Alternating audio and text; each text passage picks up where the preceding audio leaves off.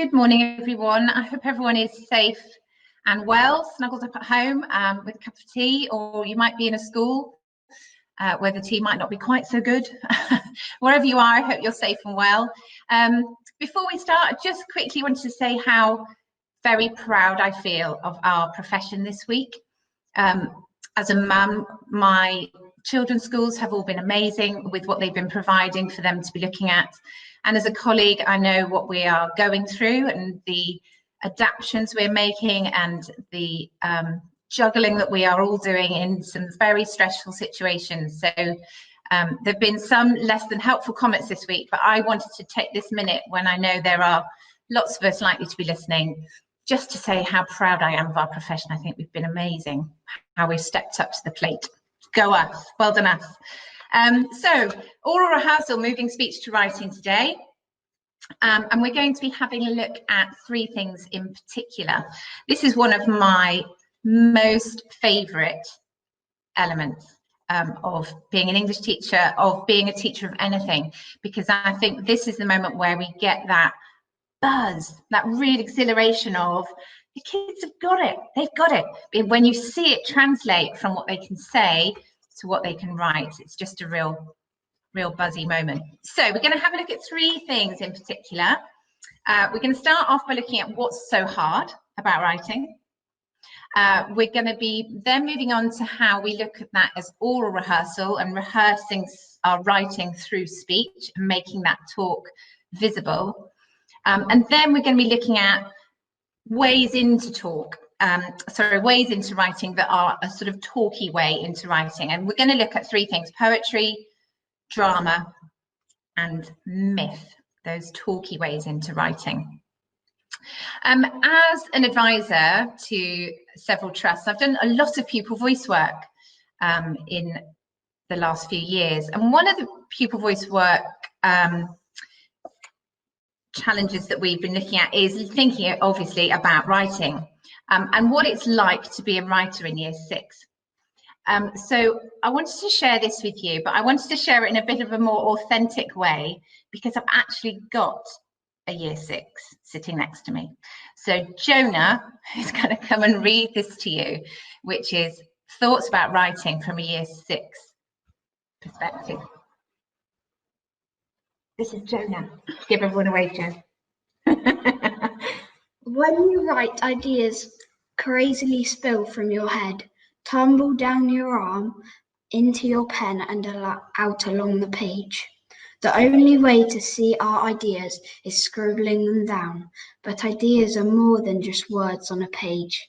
They are colourful, squirming, squiggly things that slide and slip through your brain. Some of them crash in roaring waves, others come more slowly, each droplet of water a letter. Once you gain control of the sea, the drops make out your idea. Well done, Jo. Thank you. Thank you. Brilliant. He's off now, back to homeschooling. So yeah, we were talking with groups and groups of Key Stage 2 pupils, and this was just fascinating, their analogy that it was a bit like the sea. And I love that idea, that metaphor that sometimes the sea is roaring and crashing and your ideas are just too confusing, and other times the sea state is calmer and it's warmer, and those drops come out. And once you gain control of them and you gain control of the sea, those drops make out your idea. Just a lovely analogy. And I'd like us all to sort of hold on to that analogy, hold on to that idea of writing being a bit like the sea, because the sea state changes constantly. And of course, so do our young people in front of us. They have to be ready to learn and they have to be ready to write. And we need to bear that in mind when we're looking at how we get from speech to writing. Okay, so what's so hard about writing? We mentioned this in our last webinar, this idea that Frank Smith talks about, that we have this writer and this secretary in our head. We've got the composition with all of our ideas, and we've got that transcription element that is the lens through which all our ideas must flow. And that's what makes it so tricky, because you can't just vomit your ideas on the page. You have to have the structure. You have to have your awareness of transcription. So often we say to our students, right, I just want your best words, I just want your best ideas. Don't worry about the spelling for a minute. Don't worry about anything else. Just get those best ideas down, and then we go back and we edit. But our young people know that this is a tense-old activity, that this is something that has a lot of rules. There are a lot of hoops you've got to jump through. And by the time we get up to year 11, here we go, it's a very proceed version of our AQA mark scheme there. We've got to be compelling and convincing, crafting linguistic device, extensive vocabulary, fluently linked paragraphs, that idea of cohesion. How on earth do we teach cohesion? That's a really tricky element of writing. Making sure register is correct, you know, all of those things about tone and atmosphere and audience. So many rules, so many elements that make writing really quite difficult and tricky. And our young people pick up on that straight away, really, really quickly. So I did a bit of research for today, and I asked a local writers group if they would come up with a few ideas of what made writing difficult for them. Now, in this local writers group, there are very many published, very successful authors. So if our published and successful authors feel that writing is hard and that there are difficult elements to it, then it's no wonder that our 7, 8, 12, 14-year-olds in front of us equally find this a very tricky activity. So this local writers group was saying things like the blank page, a sort of black hole. It's difficult because it doesn't look perfect. And also then that last bullet point, isn't that something that we all are really aware of? It makes us feel quite vulnerable and insecure. And writing has a permanence to it, doesn't it, that speech clearly doesn't. And so, you know, we've all got those pupils who say, I don't want to share, I don't want to read it out, I don't want to share what I've done. And they're feeling that vulnerability, they're feeling that insecurity and lack of self-confidence with their writing, because it's a courageous activity. And I don't think we should lose sight of that. You know, we have 1,000,000,001 pressures on our heads as teachers, don't we? That we have to meet assessment deadlines, we have to meet criteria and syllabus and descriptors, but we mustn't lose sight of actually how much courage writing takes. And the minute we are put in a position of having to write, or we have to do a spelling test, you reevaluate and think, oh my goodness, this is a challenging, quite a scary activity that I'm just about to jump into. Okay, so we must remember the difficult bits.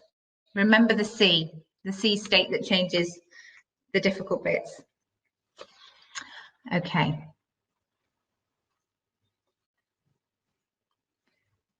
So that slide's in a slightly different order to the one I was thinking we would have now.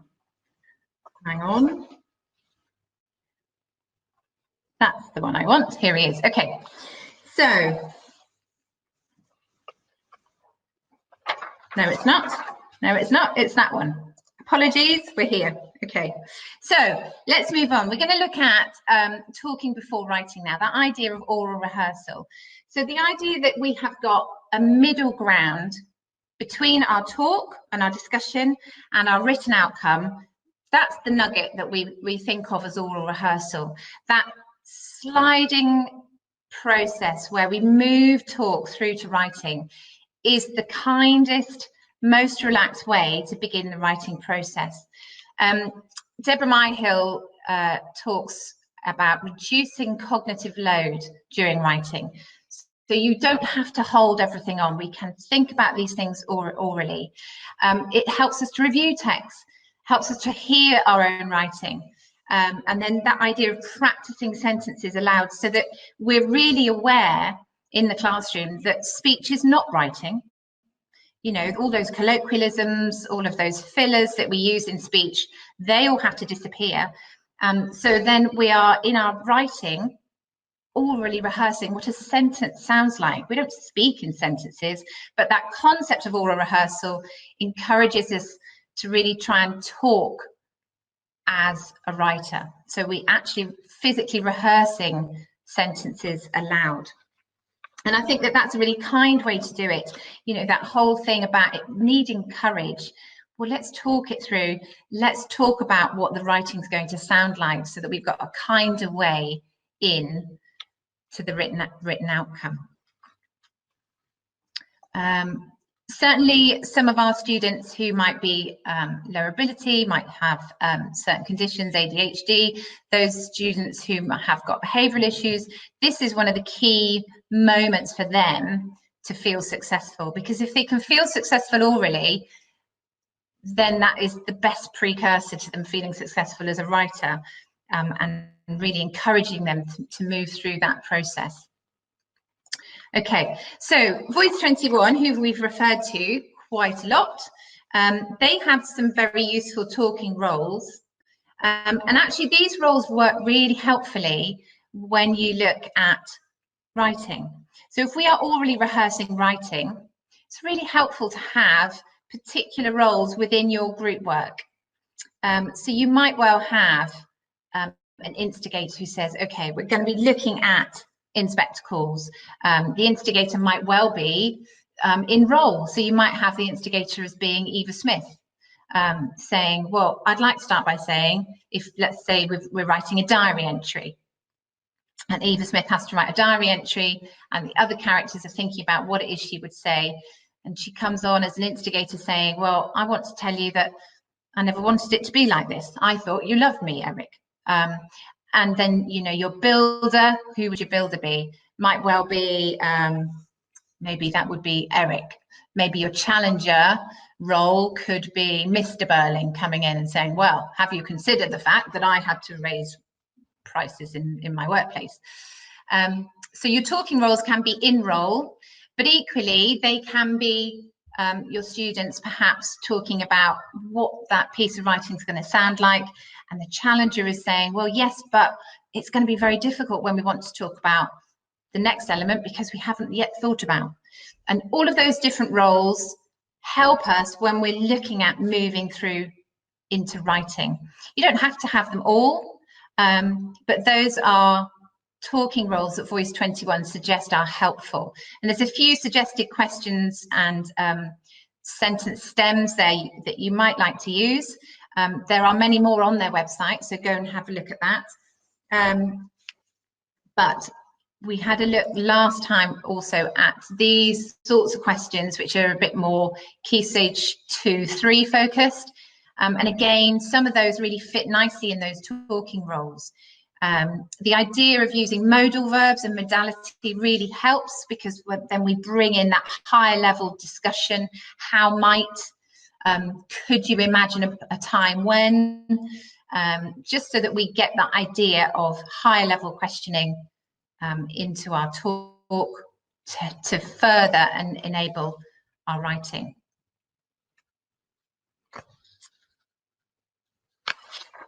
Okay.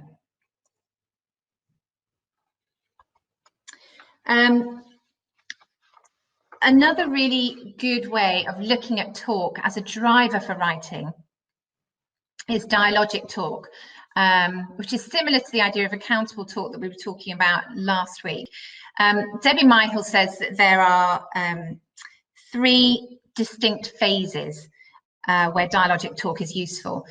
During the generation of ideas, what shall I write? During oral rehearsal, how am I going to write it? And then that metacognitive process, so talking about the process of writing. How am I going to write it? Do I start with flashback? Do I put in a really short sentence as a 1 paragraph at the beginning? How am I going to actually structure my idea? So dialogic talk, really helpful in that concept of oral rehearsal, looking at the difference between spoken and writing, written language, rehearsing sentence structures, rehearsing vocabulary. How am I going to start? Let's think about ways of starting. What will it look like if it's really a strong ending? and giving that opportunity for students in their discussion groups to really justify their own thinking really benefits and helps that written outcome. And I guess this funny little green-haired figure here, probably meant to be the teacher, let's face it, with green hair. Don't know why she's accessorized herself with all the desks. Anyway, that's who we need to be. We need to say, stop not talking at the back. That's our classroom. That's our perfect moment of when the writing process is going to be really happening. Discussion, dialogic talk as a driver to writing. Writing, I think a lot of the tension behind it can be the silence. Maybe we shouldn't be so silent about writing. Maybe the best nuggets of written outcome come in that noise of talk. And we're going to have a look now at ways of capturing that talk ways of capturing that talk in a written form that is not too stressful.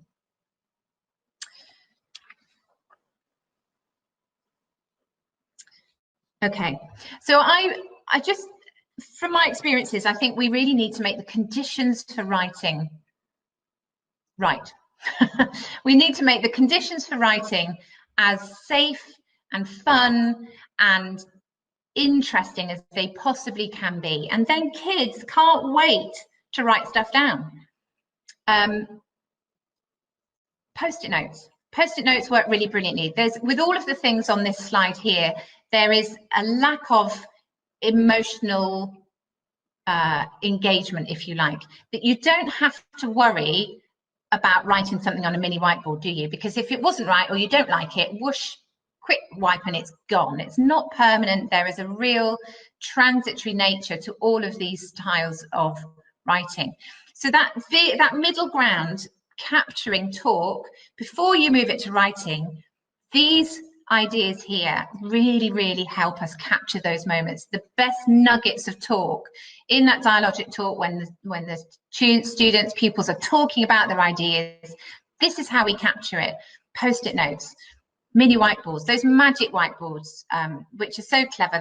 They stick onto anything. You can stick them on a table, you stick them on the wall or the window. Get kids writing down ideas, drawing symbols, arrows, all of that. You know, they might have a real nobody's ever going to look at it kind of notebook that they can scribble away in. And one of the very best revision sessions I ever saw on an inspection was when year 11 were writing on the desks. And, you know, in a moment with a quick spray, it's gone. So you don't need to worry about it. But they were writing out their revision on the desk. And because that was kind of a cool place to write it, boy, were they engaged. They really made the most of that moment. So all of those elements there on those slides really help us move from speech, capture some of those keywords, capture some of those structures before you go to that much higher stakes written outcome in books or on a screen, perhaps. But all of those are quite transitory. So I'd really encourage you. I know that mini whiteboards are a huge thing, weren't they, a little while ago, but they've sort of dwindled a little bit. But if you've got them, dig them out. If you haven't, grab some, or grab some Post-it notes. And those magic whiteboards in particular are really great. Here's another really lovely one. I've seen these used quite a lot in Key Stage 1 and 2. Speech bubbles, thought bubbles, just the idea that you can have another useful, interesting way of capturing writing that's fun, that's engaging, and helps us move through from speech to writing. All sorts of ideas that you could capture there. I quite like the idea of Miranda. Is it Miranda? She sticks up that speech bubble and says, "What have you done today to make me feel proud?" I quite like that moment. Just makes me think of that a little bit. But those speech bubbles are really helpful, and thought bubbles, and you know, you can use them in a dramatic way. You don't have to hold them up. They can just be on the table. But all of those elements that make that journey from speech to writing as much fun and as useful as it can be, the better. But crucially, they take away some of the high stakes and help you feel a bit more courageous in your writing. Okay, we do this a lot for grammar. We do this a lot for grammar teaching, you know, moving the subordinate clause, what's the effect on the meaning? Can we change the power of, you know, the verb if we move it around? But actually this idea of actually getting kids moving around with words or with phrases has got so much else to it. There's all sorts that we can do, from modelling, the basic sentence, creating poetry, creating a whole class paragraph, creating a whole class essay, you know, if everybody has got a sentence, all sorts of useful things for learning quotes.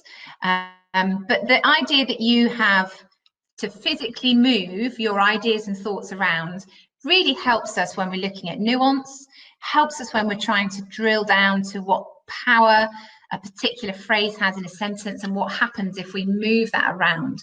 What happens if we move the clause and put it in the middle? What happens if we move and add in a semicolon and stick those two sentences together? Anything that is active, low stakes support to help our young people move from that speech to writing is to be really considered. And I know lots of us are doing this in a grammary way, which is very useful, but there's a lot of other ideas there as well, with making these different connections between our ideas and our words, and changing our mind and looking at what it means to be a writer and to have all of those thoughts and manipulate them here and then change them around and then go, oh, I didn't like that word, let's just move that around, and Liam, if you can just come and stand here, let's see what that now sounds like. Okay. Plus, do you remember in Love Actually? Do you remember that lovely scene with Andrew Lincoln? He's got all of his cards and he tells her that he's always loved her with those cards. Well, not suggesting we do that, but there's that nice idea that there's a power, isn't there, to that reveal, that hidden reveal. And I'm sure there are some interesting things we can do to help writing with that. Okay. Helpful to agree some rules for discussion. Voice 21 has some ideas, but there's a few ideas there. But I think to have some rules for discussion that you've all agreed on, particularly when it's a writerly discussion, is very helpful. This idea of using a sentence stem when you speak to really try and have high expectation in the way we are modelling and having our discussion and talk. Nominating an instigator and a summariser, making sure that you've got at least a particular set of roles in those discussions, can really help raise the expectation of talk. Talk covers such a huge array, doesn't it? From, you know, the just quick, let's have a chat about ideas, through to those more formalised discussions. And certainly when we're looking at moving speech to writing, there is a place for this much more formalised discussion where we've each got a role, and even bringing in that Socratic idea that you've got others just observing and listening to see which elements of talk are being used and the kinds of phrases being used, to help us move through our ideas and our thoughts and bring them into a writerly format. Okay, so that's a bit about oral rehearsal and how we can try and make our talk visible in a sort of safer, kinder environment on those not so permanent written forms. Now we're going to go on and have a look at what can help in terms of particular aspects of teaching. And the first one I want to look at is poetry. In my experience, in the last 18 months to 2 years, I think as a profession, we're not doing as much with poetry. And I think that's very sad if we lose sight of how powerful poetry is. I want to have a quick watch of a video Now, this gentleman is in America, and he's talking about the power of poetry to help people who are scared of reading. But actually, this one works really well for writing. So let's just have a watch of this video and see what this chap says poetry can help our young people with. Thanks, Sam. If you were to tell me that you were afraid of dogs, I wouldn't then return to you with a pack of pit bulls.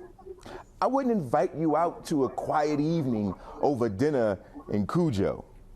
However, what I might do is casually walk with you by one of those doggy daycares, the ones with the pups small enough to fit in the palm of your hand, yippy little fur balls that get so excited their tails wag the entire back halves of their bodies, the dogs that grin and want nothing more than to lap your skin with fervent affection. That's how I would help break down the distrust of dogs. Just makes sense. So then why, when it comes to young people who don't like reading, who feel intimidated by literature, do we answer that cry with an onslaught of the very thing they fear? Why do we show up with a pack of pit bulls in the form of pages and expect them to stop running away? Perhaps they haven't found the right style of book, because sometimes it isn't about subject matter or voice or point of view. Sometimes it's about the most obvious thing, the words on the page. For some kids, those words, the amount of words, is equivalent to a starving dog. So why not start with the less threatening palm-sized pup in the window? In this case, poetry. Poetry has the ability to create entire moments with just a few choice words. The spacing and line breaks create rhythm, a helpful musicality, a natural flow. The separate stanzas aid in perpetuating a kind of incremental reading, one small chunk at a time. And the white space, for an intimidated reader, adds breathability to a seemingly suffocating task. I wrote this to explore the in-depth, though momentary, inner monologue of a young person dealing with a complex emotion, one we all can relate to, in just 50 words. I felt like crying, which felt like another person trapped behind my face, tiny fists punching the backs of my eyes, feet kicking my throat at the spot where the swallow starts. Stay put, I whispered to him. Stay strong, I whispered to me, because crying is against the rules. With the incredible selection of poetry and novels in verse from past to present, this is an opportune time to use them to chip away at bibliophobia. Less words on the page, more white space, without necessarily sacrificing the narrative elements. And once young people experience turning those pages, once the rush of comprehension and completion laps at their psyches for the first time, perhaps they will know they need not fear a thing created to love them and for them to love. Thanks, Sam. So there's something really powerful, isn't there, about the white space? And poetry allows quite a lot of white space. And as a vehicle to move our talk to writing, I think poetry is really, really powerful. I always think of it as like the cordial of our language. It has the most well-chosen, thoughtful, magical, brilliant parts of our language within a poem. That's where they're captured. And so we can then dilute that to make a story. We can then dilute that to make an essay as they get older and are looking at writing Key Stage 4. But actually, if we can start with the poem, if we can get that small nugget, that small haiku, if we can get that small sonnet as perfect as it can be, then we've really got a great platform from which to build. And as that guy there very eloquently tells us, it reduces the fear. And for some of our young people, that is absolutely crucial, to just take the fear out of that written process. And there's less rules with poetry, isn't there? And so they can play with the language in a more productive way, perhaps. Let's have a look at what one example of that might look like. called a fast poem. Now, this has got some very clear rules, but it's very short. I think there's a lot to be said for setting finite writing tasks. You know, those poor kids that sit there and think, I've got to do this forever. It's going to take forever. I'm never going to get there. The minute you tell them you want 50 words, I want 1 noun, 2 adjectives, I want 1 minute, go, then it's finite and they have a real security in that. So this is an example of a fast poem. There's good old Garfield there, covered in spaghetti. And it's great to help us with learning grammar, but it's also really great for word choices. And in terms of talked writing, this would be a really lovely vehicle to get our young people thinking about how they might craft a written form of their ideas. So 1 noun, 2 adjectives, 3 adverbs, 4 verbs. This can really work well with proper nouns. So you might use this as a revision tool. You know, your proper noun might be Macbeth. It might be Mr. Burling. But you can equally do this with abstract nouns. So you might have shame. You might have guilt, fate. And then thinking about what a fast poem might sound like for those. But you can equally make it just good fun about spaghetti. This is why I'm really sad that you're not all here with me, because we could have a really good fun play with this and share each other's, and then suddenly we'd all feel that fear of having to share something we'd written. But what I'd like you to do, and I think we've just about got time, so I'm going to give you about, what, 30 seconds? You haven't got long. To have a quick go and pop your fast poems in the chat box. So choose a proper noun, maybe choose an abstract noun. You know, it could be from, so what's sitting next to you? Maybe it's an apple, maybe it's your phone, maybe it's a coffee. And just have a go at seeing if you can write down a quick fast poem with your 2 adjectives, your 3 adverbs and 4 verbs, and then pop them in the chat box. And with also chocolate, that's a good one. Someone's put down chocolate. I've got a lot of things I could say about chocolate, especially at the minute. Eating too much of it. I don't think that will fit in my fast poem. But this is a really lovely way of making it safe, but having really high expectation. You know, the outcomes, if you were to have your abstract noun of fate, could be fabulous. Lots of nice ideas here. Robins, poppy. Okay, so if you manage to write a fast poem, pop it in the chat box, and maybe towards the end we'll see if we can just share a few. Okay, so that's a fast poem, a safe way into writing, and then of course that can be the basis for your paragraph. That can be the basis for your creative writing about whatever it was. So it's not just the poem in isolation, it's then the catalyst for the next thing. Okay. Memorizing poetry, memorizing quotes. Well, that feels a bit old school, I guess. I think my dad can quote, you know, 1,000,001 lines from poetry, if not the whole poem. But actually, there is a real school of thought that says memorizing lines from poetry is really good for us, and it's really good for our ability to make patterns in language that we wouldn't necessarily have in our own heads had we not looked at somebody else's writing. Turns on our language capability, allows us to think about syntax and the way things are phrased, rhythmic patterns, beautiful patterns in language, and gives us that whole other layer of ideas.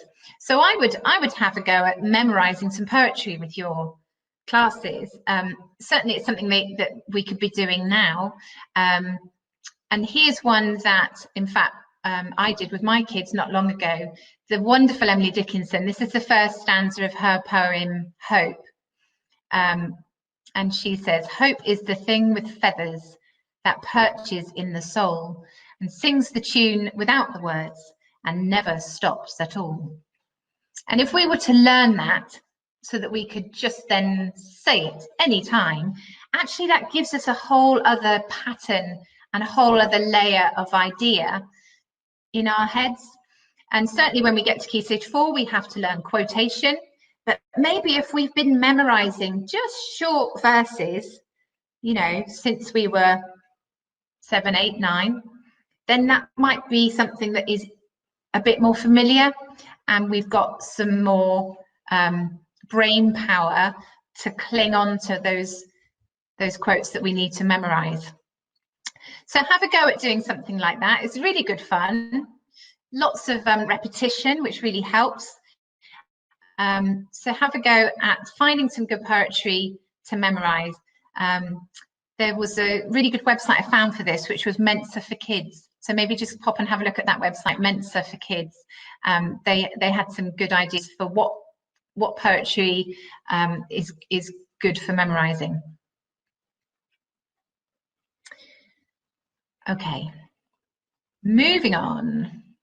Now this is a poem that explicitly tells us about good writing. You might well have come across this one, but if you haven't, we're just going to play a quick video of it.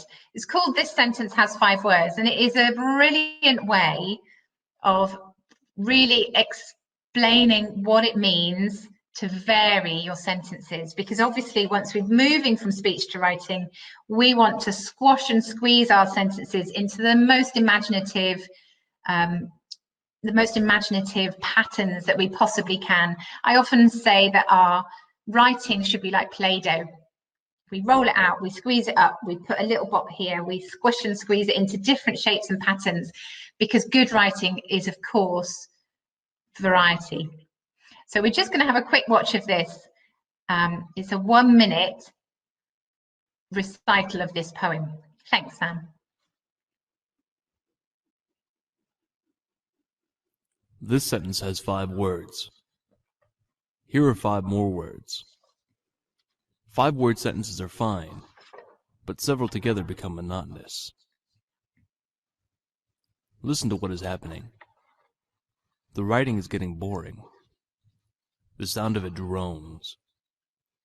It's like a stuck record. The ear demands some variety. Now listen.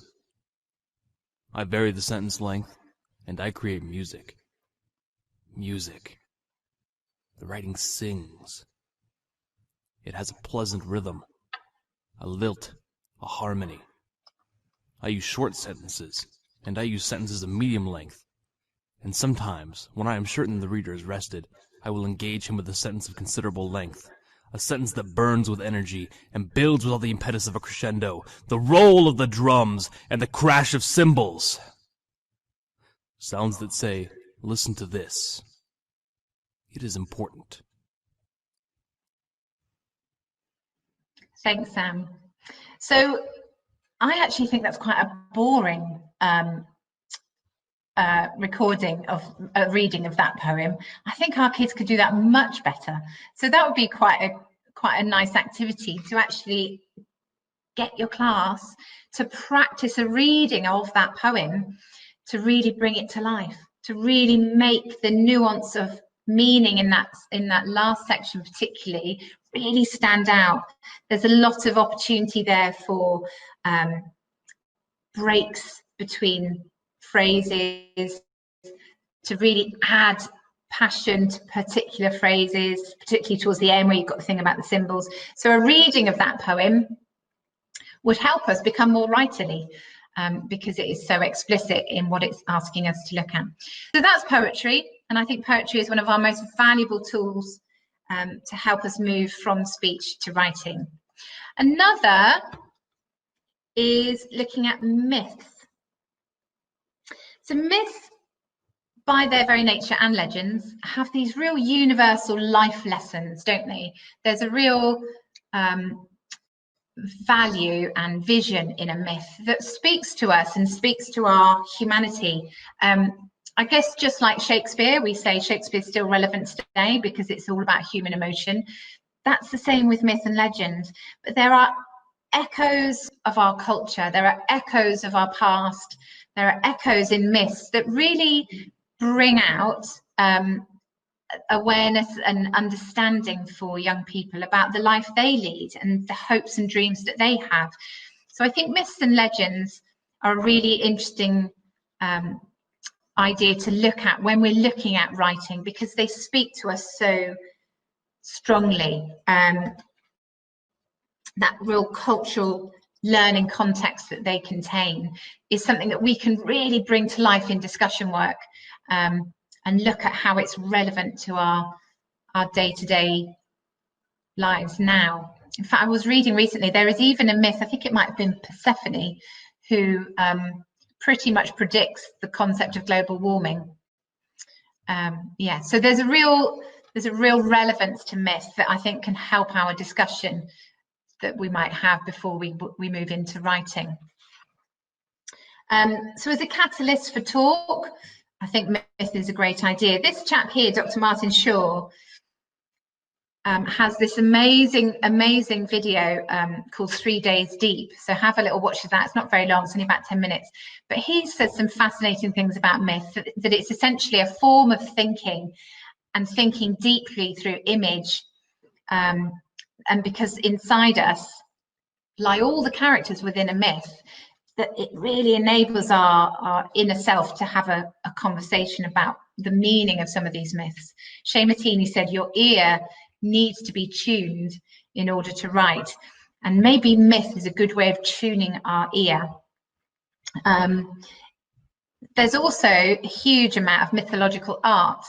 And so finding some of those works of art and looking at some of those images might be a fabulous way of getting into writing, and generating a catalyst for discussion to move into writing.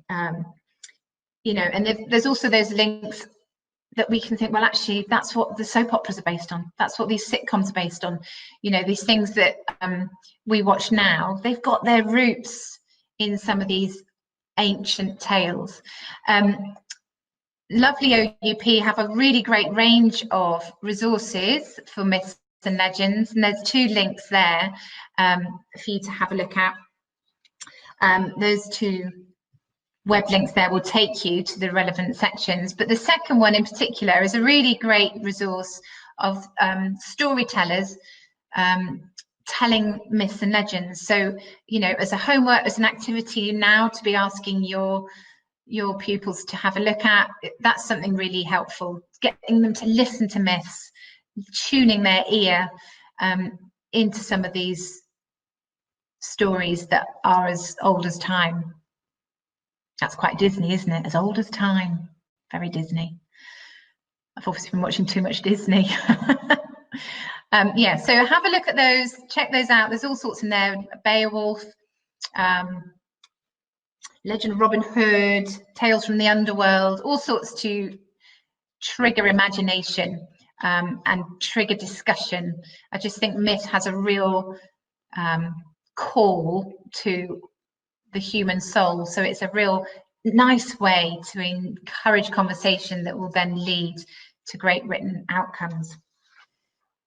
Another idea that is similar in many ways is the Philosophy for Kids website and ideas, which essentially involves lots of talk about those real philosophical questions, you know, what is love and those kinds of things that we can debate about for hours and hours. But the Philosophy for Kids idea gives real structure to that talk, and in terms of firing imagination and firing ideas, that's quite a nice place to have a look, because it will give you all sorts of arguments and debates that you could then thread into written outcomes. But, you know, things that we are passionately interested in because they are to do with us, to do with fairness and truth and ethics. So that's a really interesting idea to have a look at. And I know lots of schools are actually using that as a part of their everyday, you know, maybe in the middle of the day, maybe at story time. Some of our English teachers in particular in secondary are taking on this idea of philosophy for kids and turning it into English lessons at Key Stage 3.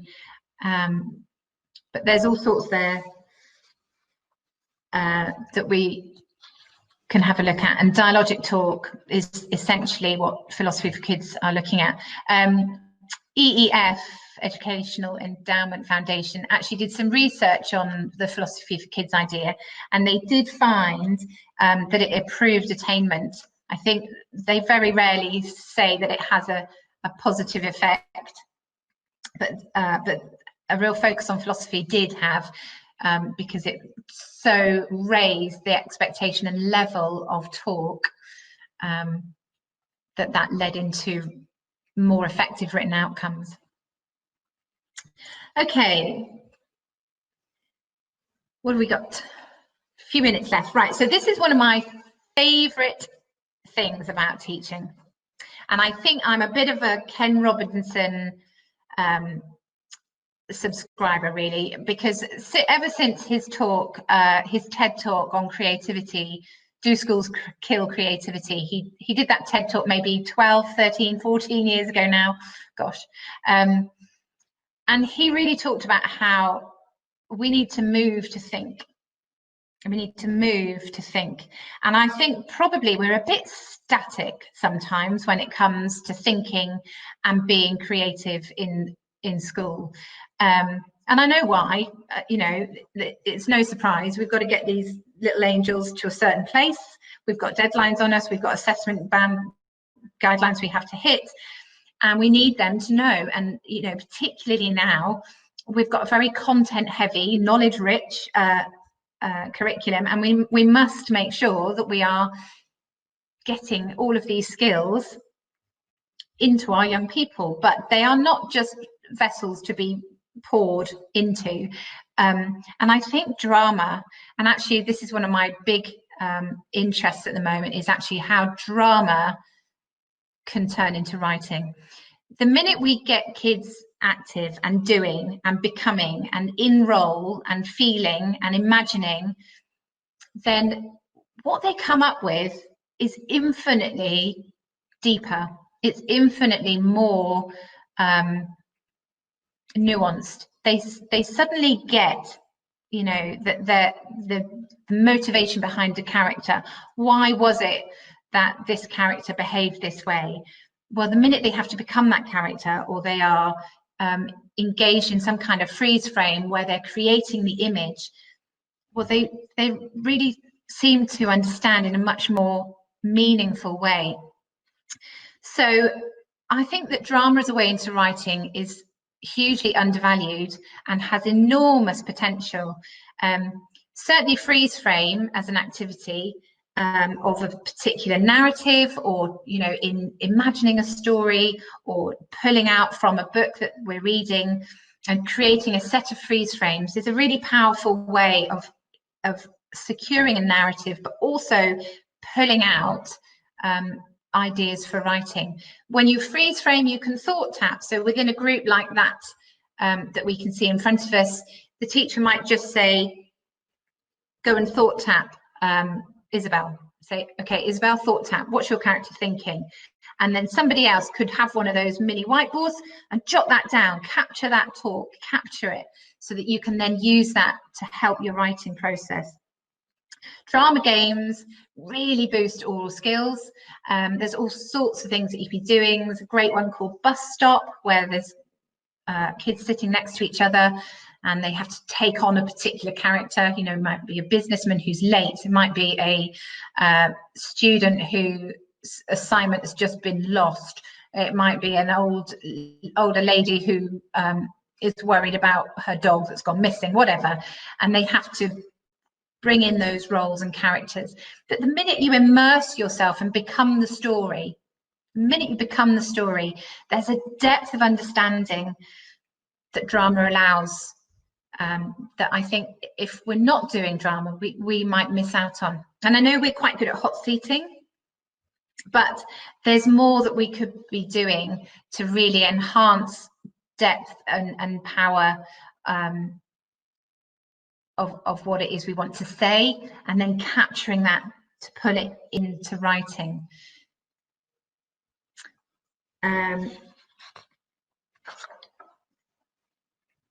So, for example, this is some work we did with a school down in Plymouth not long ago. There's a whole load of research evidence there about how drama can really help written outcomes. But that picture there is of a launch of The Ruby and the Smoke, which is a book by Philip Pullman that we were doing with Year 7. And to launch the book, we just simply read the first, I think, 2-3 pages. But we did it as a drama activity. So we had all of Year 7 in the drama hall, and we acted out the book. So we were reading it, but there's a lot of dialogue, and we just had the teachers acting out some of the dialogue. And so, you know, once the smoke machine was on and the lighting was right, and we had the sound effects of Victorian London, which is where the book is set, suddenly it feels real. And I think the more senses we appeal to, we said this in webinar 1, the more senses we appeal to, the more likely our young people are to hang on to their best ideas, and their very best writing will come out. And then when those kids went back to their classes, they were doing some drama pieces, they were doing some in-role work as some of the characters from that book. And what they came up with was infinitely deeper and more thoughtful than had it just been a, right, come on then, Tuesday period 2, let's have a look, this is our new book. It just brings it to life a bit more. So I would urge you to have a look at what drama can do for you. What can drama do for you?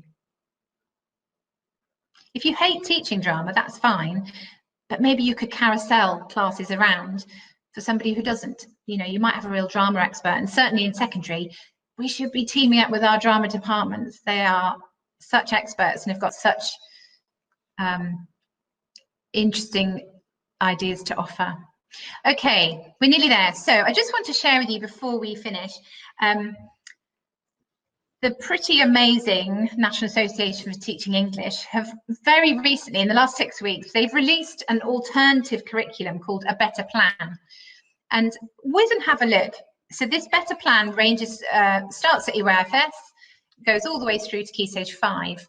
And it is a curriculum for teaching English that I read and just wanted to applaud, because it's everything that we know as good teachers our young people need. It's about bringing English to life, getting rid of the 4 walls of the classroom and talking about things like real audience. You know, if you're doing some writing, make it real. Send it to the old people's home. Get a fireman in to come and read your piece on how to stay safe when you're in, I don't know, wherever you might be going on holiday or something. Get your friendly head teacher to pop in and listen to the pieces that you've been writing. All of those kinds of real audience that it celebrates. Talks about talk being a key driver, if not the key driver, to everything else that we do in the classroom. It talks about writing having value when it's combined with other modes of language, oral presentation, displayed writing, part scripted, part improvised drama. So if you wanted to have a quick look at the NATE alternative curriculum, there are lots of ideas there that really talk about this active, engaging, dramatic layer that will underpin and support really good quality, high expectation writing that has a depth of understanding to it. Goodness, doesn't the time fly? Look at that. 5 to 11. So we're going to have a bit of time for some questions now, just a few minutes for some questions, but just to flag up that next week we're going to be looking at vocab-rich curriculum. So how we might team up as a curriculum, across the curriculum, sorry, within our schools. So making our approaches vocab rich across the whole school, not just in English, because it is not just our job to make sure that our children are good talkers and good writers. It is a whole school improvement, key part of our whole school improvement. So that's what we're looking at next week. So I'd really love you to be able to join me for that. Thank you for listening for so long. I hope you had a nice comfy seat and a cup of tea.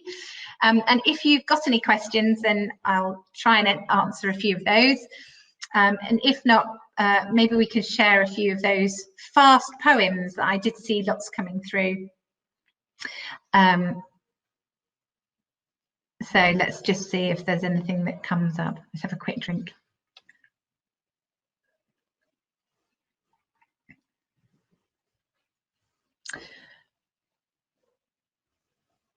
I need to click something, show question list.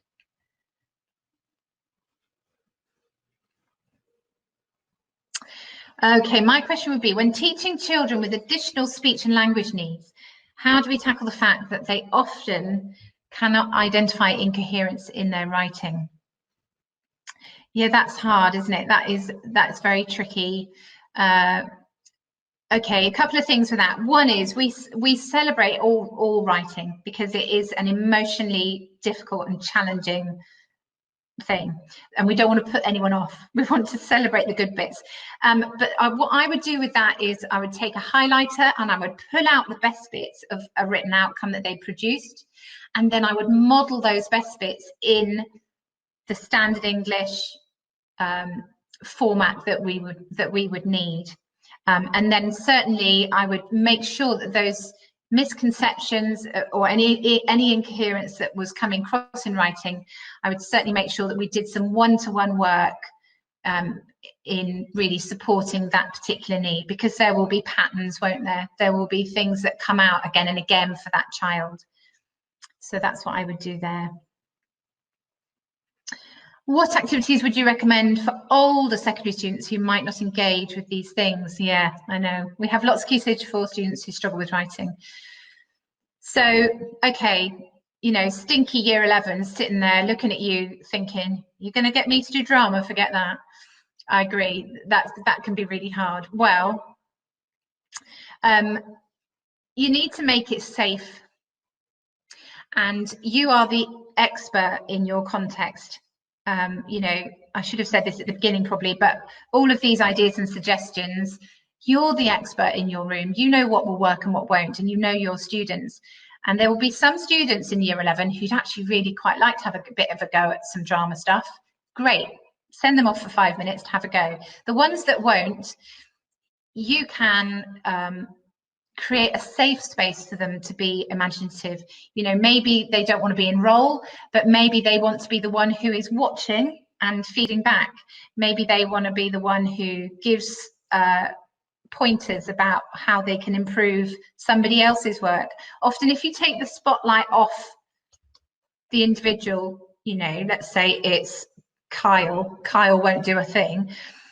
If you take the spotlight off Kyle and tell Kyle that he's now in charge of making sure that this group do X, Y, and Z, maybe that helps a bit. But yeah, I know stinky year 11, sometimes it's a tricky one. Thanks, Stephanie. Great question. Okay, I think we've got time for one more. So what do you think is the best way to get students to complete enriching oracy tasks during this time at home? Great question.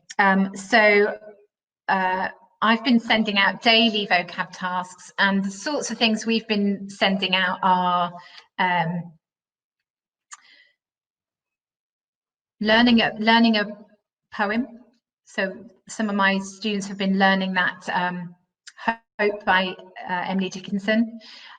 They've been given pictures and asked to describe what's going on in the picture to a member at home, a family member, or to someone at school.